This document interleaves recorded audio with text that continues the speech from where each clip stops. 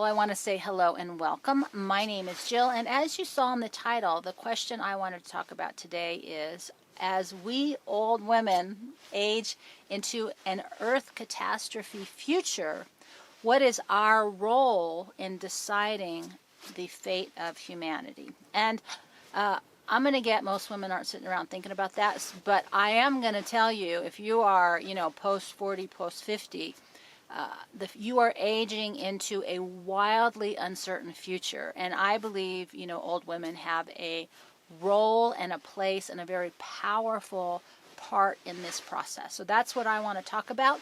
First, we're going to just take a deep breath. We're going to run you some graphics, and I will see you on the other side. It's the end of the world as we know it. It's the end of the world as we know it. So first, I just want to say welcome. If you are new to me and my videos, any time spent looking around, you'll see that they're all over the place. I talked about Earth catastrophe quite a bit a year ago. I sort of let that topic go. And the reason I'm bringing it back is for a couple reasons. One is the people who are interested in an Earth catastrophe scenario tend to be more awake, more proactive, and more productive in their thinking and actions about what does this really mean for us. One of the reasons I stepped away from the Earth catastrophe conversation is that it tends to be very fear-based, very theoretical and abstract, and wildly unrealistic in this idea that you're going to just go down into a cave and wait it out. That's not going to happen.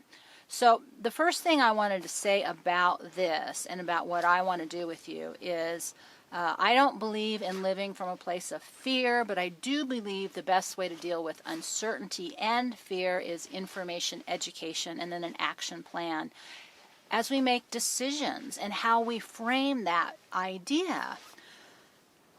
I need to slow down. I know I tend to blah, blah, blah. So, and one of the big things that happens for both old men and old women, which I don't know what the proper age for that is, I'm still thinking that out, is that we are considered non-essential. And there's a lot of truth to that, because if we were to face an Earth catastrophe scenario or situation, if you are, as a woman, if you are post-childbearing years, you don't really have a very strong purpose into creating a future post-catastrophe. That's just a real fact. It's true for men too, but what my experience has been with the survival mentality is a wild sense of not reality. There's just like no sense of reality about that.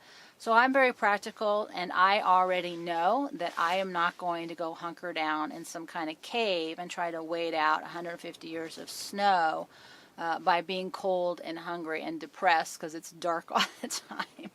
But that doesn't mean that I'm not participating in the process. And my philosophy is that we aren't supposed to be here forever. We each have a leg in a very long journey, and I think it is an honor and a privilege to be a link in that chain.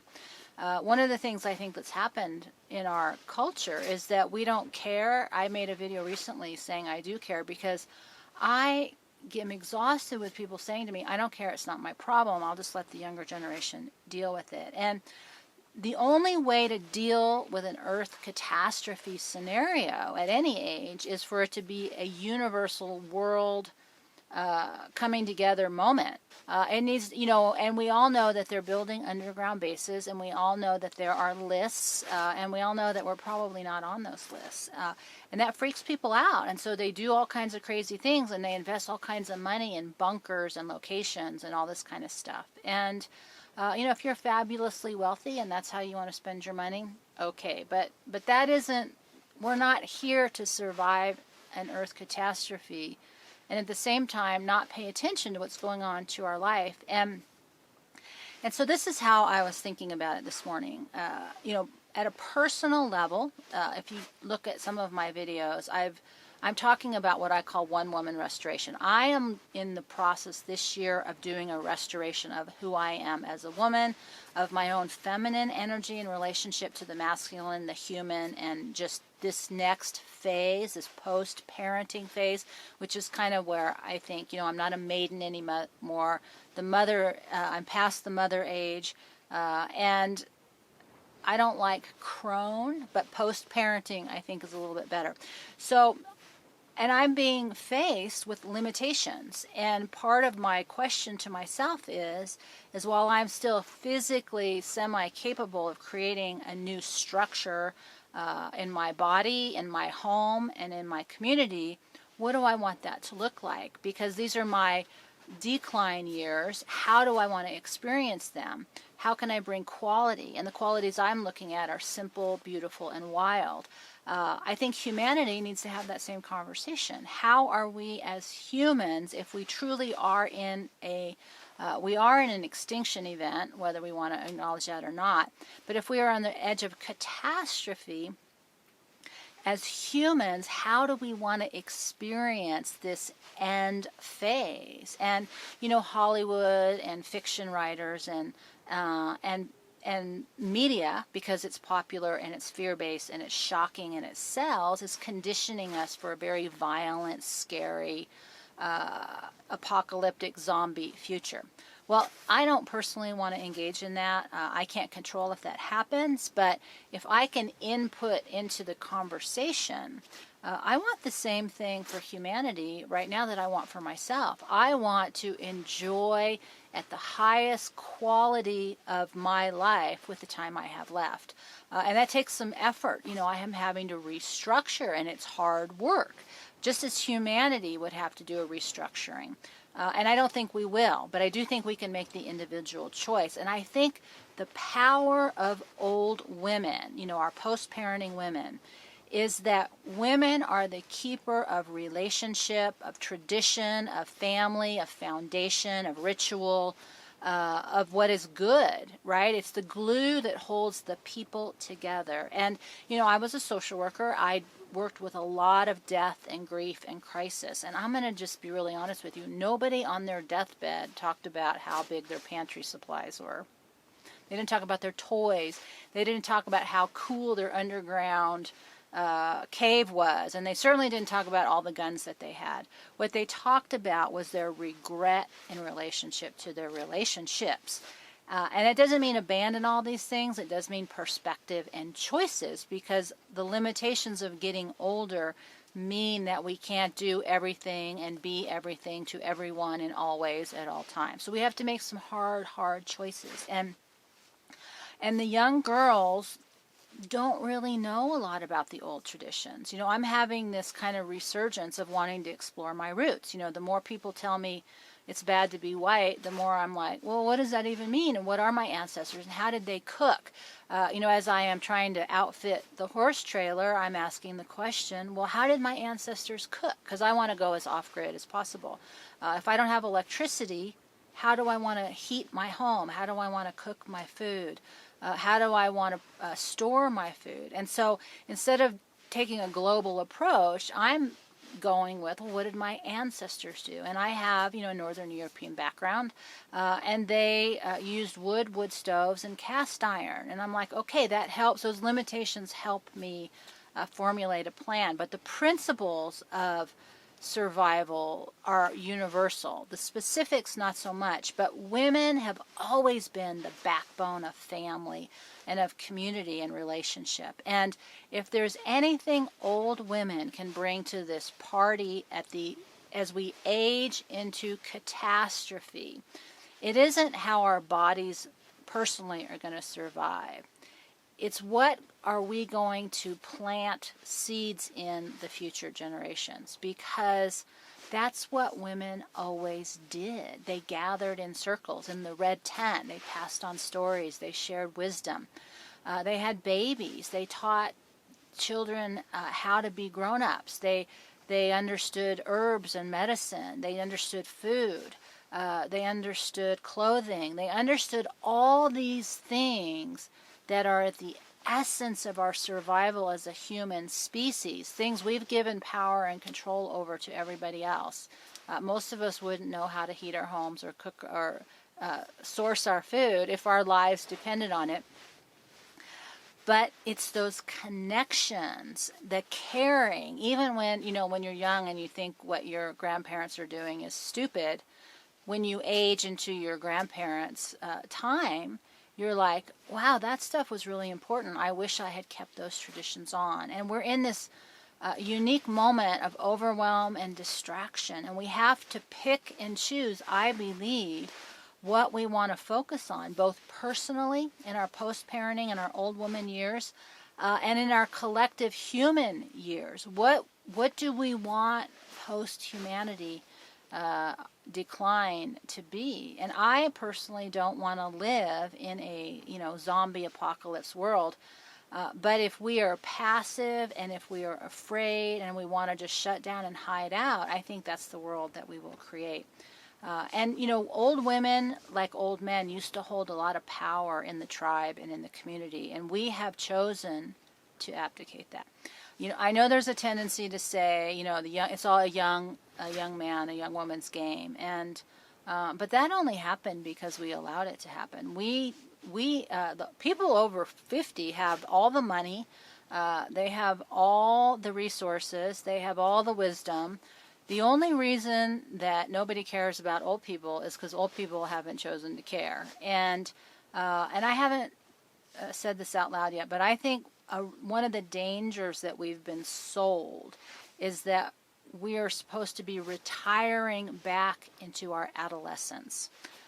And I do not want to be a teenager facing the apocalypse, trying to party and to travel and to have sex and to buy outrageous things.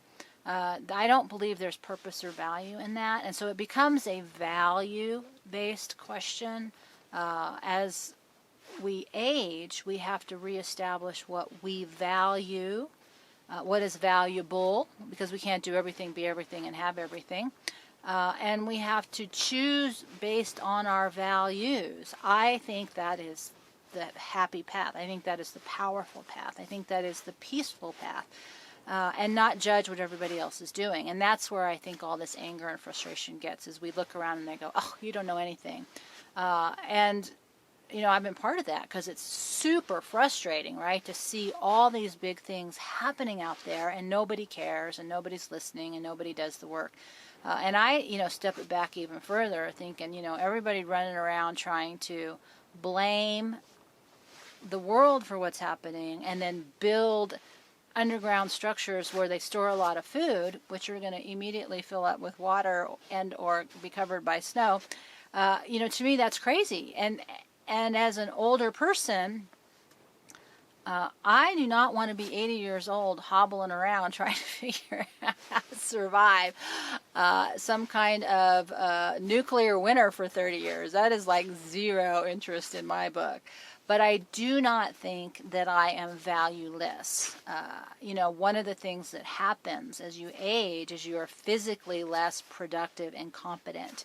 And I had that experience. I had somebody who was kind of my survival partner say that I could be dismissed when she understood that my arm was having some issues. Now, it wasn't exactly true, but to me, anybody who would, I felt like I was dismissed like an indentured servant. I'm only talking to you because you may serve me later in life, and now you no longer have value, so I'm going to dismiss you. And that can be your attitude, but I'm going to, and she's always said, if anybody comes on my property, I will shoot them because I'm going to protect what I have. And that is a very masculine process of, survival. And there is a place for that. The wild, I've learned living in the wild-ish, is that kindness does not equal survival. And that as the feminine, the inability to confront conflict or to make hard choices is not always the right way to go. That women, as women, we have to stop being angry and understand the difference between strength and anger, and when to hold on and when to let go, and when to draw hard lines. And part of that is the ability to witness suffering without it dragging you under and decompensating you. And I think that's a huge issue, and I don't want to distract into that right now. Because the real thing I wanted to cover in this video is to just start bridging this idea of who are we as post-parenting women and men. I think the power for men, if anybody's this far, is by understanding the feminine conversation, we can understand the masculine conversation. I've learned more about myself as a woman and the feminine by listening to all these men's movement, masculinity stuff. I don't agree with all of it, and I don't have to because I'm not a guy. I don't want to live in their world. I do also want to be equal, though, in value. I'm not equal in physical strength, but I am equal in value and worth. And as a woman, I have a lot to bring to the party. My physical strength may be diminishing, but the amount of knowledge I have and the understanding is certainly way more I had when I was 20. So when I was 20, I was incredibly, I was childbearing. But at this age, I have something to add. But I also know I'm not going in for the long haul. So how do we as women take this incredibly valuable, hard-earned knowledge that we have and share it with the younger generations in a world that may be facing a human extinction or the end of humanity? And that gets back to what I originally said. It's how do you want to live your life? What do you want to focus on? Because we can't do everything, be everything, and have everything. That thing that happened in the 70s and the 80s, I am woman, I can have it all. I think we all kind of figured out at this point, unless you're super rich, you're exhausted trying to have it all. And that's what I've learned. I can't have it all. So I'm picking and choosing what I want to have left as I move into this next stage of, I like sage and elder, then I will not say that word crone. So you get to decide what you want to call yourself. I like sage as in mastery of self. An elder is when, physically I'm not as active, but I hold a tremendous amount of wisdom and power within me. So that's my process with this. And I just wanted to start making these videos in a conversational way because right now my physical life is in a lot of turmoil. I'm trying to tear everything apart and rebuild, literally, restoring an old trailer, getting out of this little trailer, figuring out how to make a living, where I want to go with all this, dealing with health issues, trying to find a new community because I don't want to live where I'm living, and what I want to pick and choose. And, I've been really excited about just exploring my ancestral cooking. If I ever have a clear space, I might show you some of that. So these are just going to be simple conversational videos for right now until I can get some of the work done and it's not so dirty and ugly in here that I can show you. It's so bad. Oh, both trailers are so bad. I can't show you. It's just horrifying and embarrassing. But I'm excited about this future and these ideas, and it's bringing me a sense of peace because part of my conflict has been how do we deal with this great big idea of an earth catastrophe? It's too overwhelming, but I liked to think about it in relationship to the aging process, because in the same way that I have to rethink who I am as a woman, as the feminine, as a physical being, mentally, emotionally, and spiritually, I am shifting into a new stage, or I should reframe that. I have shifted into a new stage. It's taken me a couple years to understand it. It's still an evolution because, I'm sure the body is doing things. It's sort of a never-ending readjustment physically, mentally, and emotionally. And so that's a constant process that's never going to end. It's never going to get easier, and it's never going to stop. But it's real in the same way that the world that's changing is real. And we can't control anything out there. We can just control it within. And our power to hold both power and peace, I believe, within our heart is to really simplify and make some hard choices based on our values and not our fear. So that is going to be, you know, the way our conversation is going to go for just a little bit, you know, until I change my mind. And if you want to know more about me, there's websites, there's links below. There's books to help you through this process. There's a membership to talk about the actual facilitation of the action, the human process that will keep you healthy, sane, and stable. But whatever we do, it's just one step at a time, one day at a time, one breath at a time. And all I can say is thank you for being here. And with one big old deep breath, I will see you next time.